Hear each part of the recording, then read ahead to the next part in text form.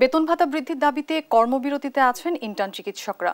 এতে হাসপাতালে ব্যাহত হচ্ছে স্বাস্থ্যসেবা। এ বিষয়ে চট্টগ্রাম থেকে আমাদের সহকর্মী যুক্ত হয়েছিলেন, এবার ময়মনসিংহ থেকে যুক্ত হচ্ছেন ইলিয়াস আহমেদ। ইলিয়াস, কি অবস্থা দেখছেন সেখানে? আসলে কর্মবিরতি কেমন দেখছেন ইন্টার্ন চিকিৎসকদের, এবং এতে করে স্বাস্থ্যসেবায় কি ধরনের প্রভাব পড়ছে? ষষ্ঠ দিনের মতো ময়মনসিংহ মেডিকেল কলেজ হাসপাতালের ইন্টার্ন চিকিৎসকদের কর্মবিরতি চলছে। আমরা দেখেছি যে স্বাস্থ্যসেবা কিন্তু মারাত্মকভাবে ব্যাহত হচ্ছে এবং রোগী এবং তাদের স্বজনরা কিন্তু প্রকাশ করছেন।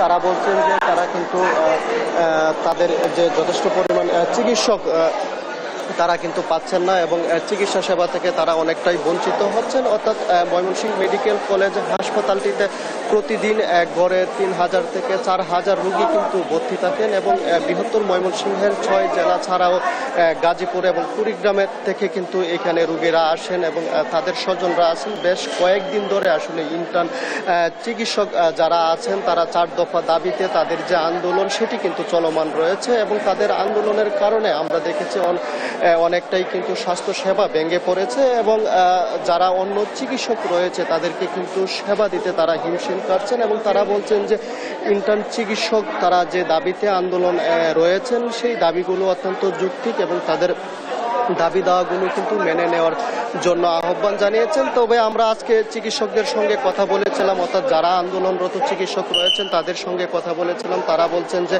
আজকে তাদের স্বাস্থ্যমন্ত্রীর সঙ্গে আজকে তাদের একটি বৈঠক হবে দুপুর নাগাদ এবং সেই বৈঠক থেকে আসলে তাদের যে ফলপ্রসূ সিদ্ধান্ত সেটি আসতে পারে বলে আমাদেরকে তারা জানিয়েছেন। অর্থাৎ তাদের সিদ্ধান্ত যদি পজিটিভ আসে তাহলে তারা তাদের যে কর্মসূচি সেটি প্রত্যাহার করে নিয়ে তারা আবারও কর্মে ফিরবেন এবং অন্যথায় কিন্তু তারা আরও কঠোর থেকে কঠোরতম আন্দোলনের দিকে ধাবিত হবেন, সেই বিষয়টি কিন্তু তারা বলছিলেন। আমরা একটু যুক্ত হব, ইন্টার্ন চিকিৎসক আমাদের সাথে রয়েছেন। আমরা একটু জানতে চাই, আপনারা তো ৬ দিনের টানা কর্মবিরতিতে আছেন, এতে করে অনেকটাই কিন্তু রোগীরা ভোগান্তিতে পড়েছে এবং আপনাদের কর্মবিরতি কি প্রত্যাহারের কোনো আশ্বাস আজকে আসবে কিনা এবং আসলে আসলে আপনারা কি প্রত্যাহার করবেন কিনা এবং আপনাদের দাবি মেনে নেওয়া হবে কিনা একটু জানতে চাই। আমাদের হচ্ছে কর্মবিরতি যেটা সেটা ২৩ তারিখ দুপুর ২টা থেকে শুরু হয়েছে আর আজকে ২৮ তারিখ দুপুর ২টার মধ্যে শেষ হয়ে যাওয়ার কথা। সেটা অ্যাকচুয়ালি ডিপেন্ড করতেছে মন্ত্রী মহোদয়ের ডিসিশনের উপরে। আমরা যদি মন্ত্রী মহোদয়ের কাছ থেকে আসানোর কোনো ফলাফল পাই তাহলে আজকে ২৮ তারিখ দুপুর ২টার পর থেকে আমাদের কর্মবিরতি বন্ধ হয়ে যাবে। আর যদি আসানোর ফলাফল না পাই তাহলে আজকে সন্ধ্যার সময় আমরা ইন্টার্ন যারা আছি চিকিৎসকরা তারা সেন্ট্রাল একটা ডিসিশন জানানো হবে সন্ধ্যার দিকে। আন্দোলনকে আরো কঠিন হতে পারে কিনা কিংবা আপনাদের দাবি মেনে নেওয়া হবে কিনা সেটা আপনারা কি ভাবছেন এবং আপনারা কি প্রত্যাশা করছেন? আমাদের দাবি হচ্ছে দুইটাই। এখনকার যে বর্তমান বাজার মূল্য সে অনুযায়ী এই ১৫,০০০ টাকা দিয়ে আমাদের যে অবস্থা, পরিবার বলেন আমরা নিজেরাই চলতে পারতেছি না, পরিবারে কন্ট্রিবিউট করা তো দূরের কথা। তো সেক্ষেত্রে আমাদের দাবি হলো আমাদের যে বেতন সেটা ১৫,০০০ থেকে ৩০,০০০ করতে হবে আর চিকিৎসকদের যে নিরাপত্তা সেই আইনটা হচ্ছে বাস্তবায়ন করতে হবে। তো এই ক্ষেত্রে এর আগে হচ্ছে আমরা অনেকবার চেষ্টা করেছি মন্ত্রী মহোদয় এবং অন্যান্য যারা মানুষ আছে তাদের সাথে হচ্ছে যোগাযোগ করে এটা বাস্তবায়ন করে। এখন আমরা কোনো উপায় না পেয়ে শেষ পর্যন্ত এরকম কঠোর পদক্ষেপ নিতে হয়েছে।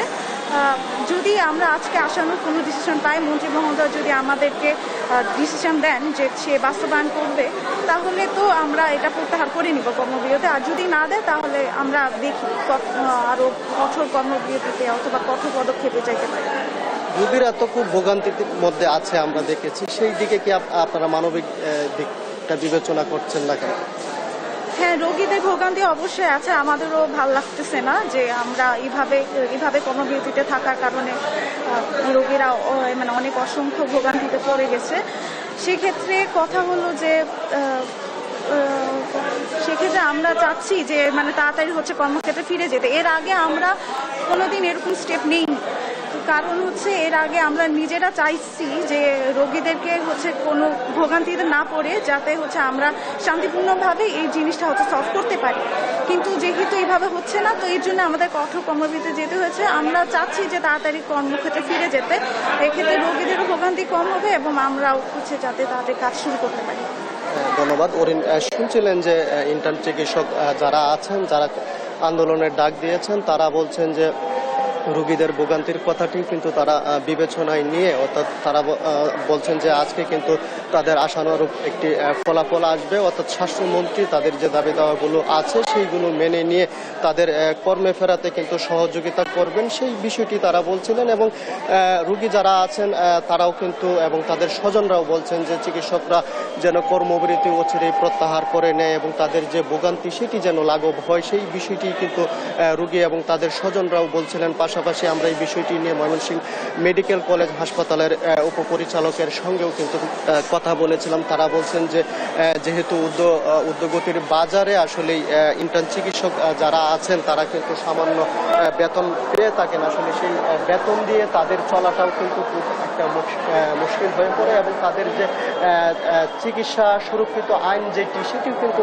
অত্যন্ত যৌক্তিক বলে চিকিৎসকরা জানিয়েছেন এবং বলছেন যে সরকার যেন তাদের এই দাবিগুলো মেনে নেয় এবং তাদেরকে কর্মে ফেরাতে যেন সহযোগিতা করে। এই ছিল আমার কাছে ময়মনসিংহ থেকে ইন্টার্ন চিকিৎসকদের টানা ৬ষ্ঠ দিনের কর্মবিরতি নিয়ে সর্বশেষ তথ্য। ইলিয়াস, আপনাকে ধন্যবাদ।